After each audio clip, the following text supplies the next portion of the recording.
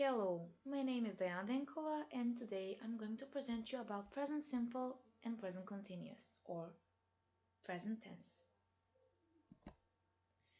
So, since you're now in high school and you have already met with present tense in secondary school, we will just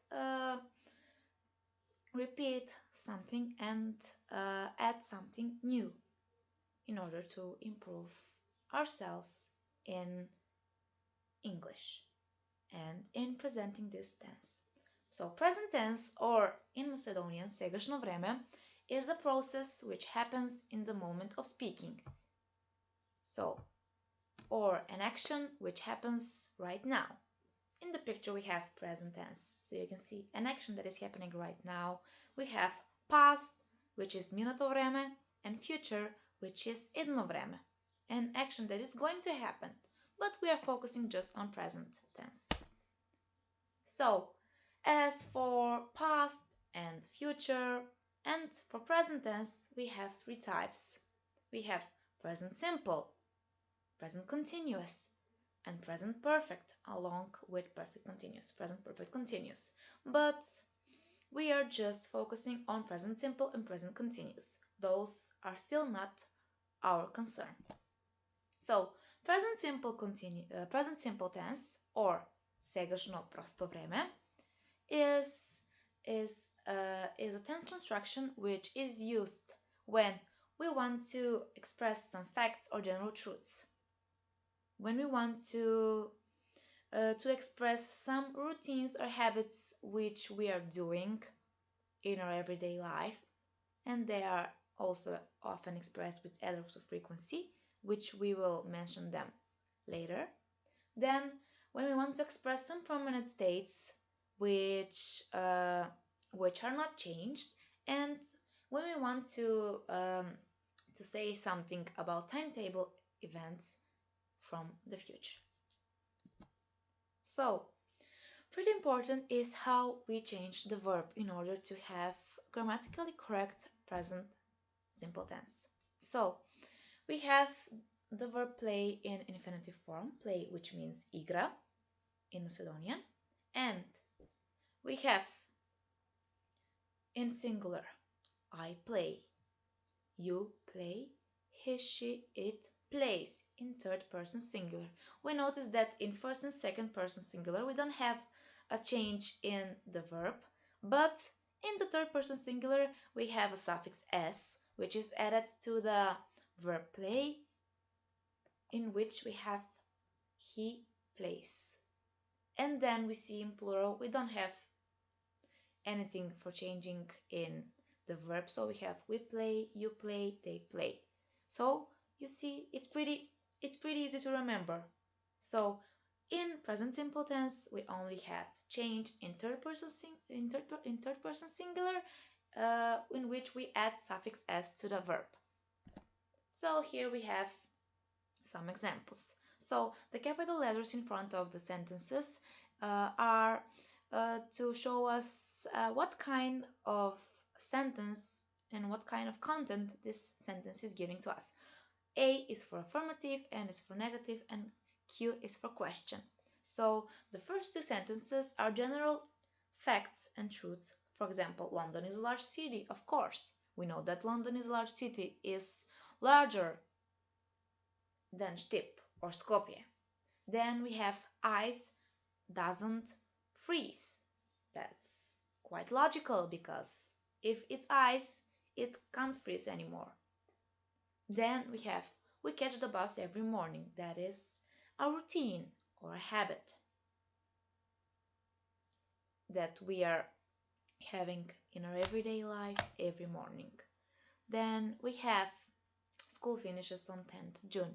That is also a fact. We know that school finishes on the 10th of June. Then we have I am a teacher, which is a permanent state. And then we have question, which is formed by inversion. We place the verb to be on the first place, and then we have the doer of the action. Am I a teacher? In that way, we form questions in present simple tense. Then we have also a permanent state, which is I work in London. I still work in London. And here the last two examples are um, timetable events, in which we say that our holiday starts on the 26th of March. That is a timetable event, and we are waiting for that to happen. And we have English class starts in 10 a.m. That is also a timetable event. For example, now is 8 a.m. and we are telling some classmate that English class starts in 10 a.m. So we need to know that there are some time expressions in which you can recognize a present simple construction. So those are every day, every week, every month, every summer, at the weekend, in January, in the mornings, and so on. So we mentioned adverbs of frequency. We use them. We use them when we want to express how often something happens. So they come before the main verb and after the verb to be. So here in the examples, Jeremy is often tired in the morning. We don't usually watch anime. Are those jeans affordable? So here we have an affirmative sentence, a negative sentence, and question sentence. So you see that in the first sentence, often is placed between the verb to be or after the verb to be and before the main verb tired. So we have common adverbs of frequency, which are in the table placed from most often, which happens most often, and down to those that are least often. So if we want to say that something is made more often, we can say always. I always do the dishes in the house, or we can say I I usually buy groceries in my family, but sometimes that is done by my sister, for example. And then if we want to say that something is done least often or never, we can say I never drink energy I never drink energy drinks. Then we have the present continuous tense. The present continuous tense is used uh, when uh, when we want to express actions that are in progress or at around the time of speaking. So then then we have actions that are temporary. So they are happening right now and they may not happen later.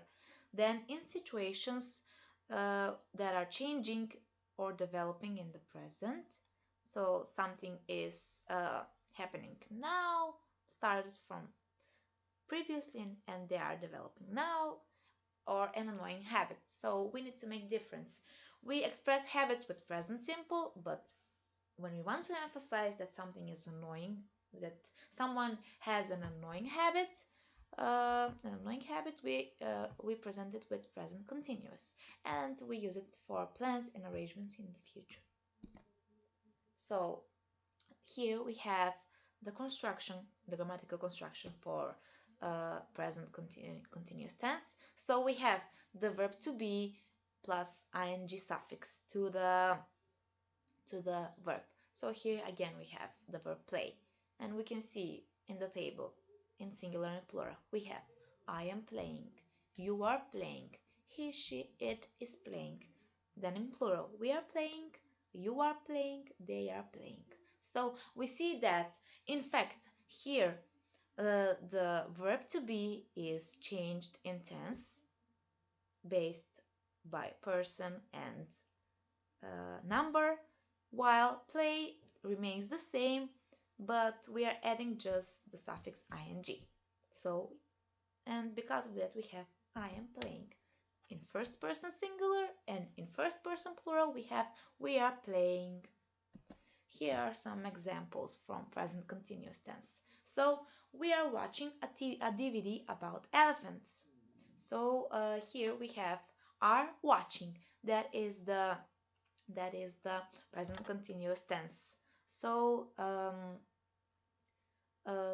this is an example of an action which is happening right at the moment. So I am watching now DVD about elephants.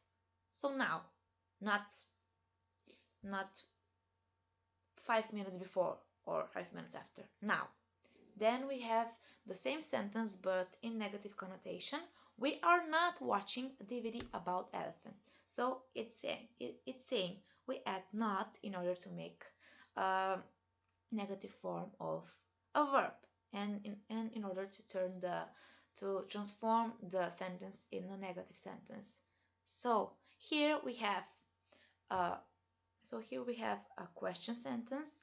Are family members living further away from each others? So here we have an example in which we can see that the way of forming questions in present simple or present continuous is the same. So we have inversion, so the verb goes on the first place, the doer of the action, here the family members, is going on the second place, and then we have the remaining part of the verb after the doer of the action. So then we have my brother is constantly chewing with his mouth open.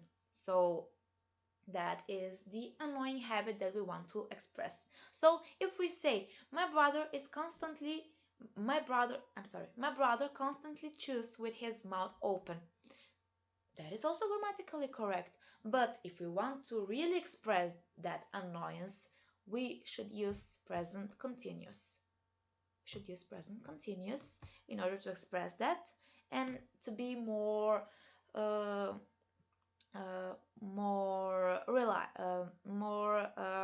more trustworthy. And here we are visiting my aunt this Saturday. This is a pure example of plans or arrangements in the future. So this Saturday we are visiting my aunt.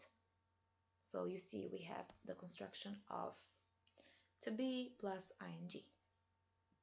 And lastly, I should note you that in order to recognize in texts or sentences present continuous tense, there are some common time expressions which are at the moment, now, this morning, this week, and so on. For example, Jenny is getting married this week. That is an arrangement. And Holland is getting promoted this morning. So those are examples.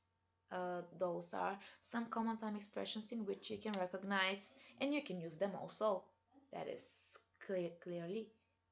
Um, to recognize present continuous tense in text, sentences, or so on. So, class, that is all for today.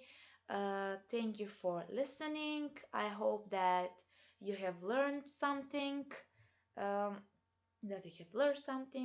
from this lesson, which is short, but we have picked up um, the the needed information for you, not just some random informations. The needed information that you need to know in order to express yourself correctly in present tense or present tense and present continuous. That is all. Thank you for your attention. Goodbye.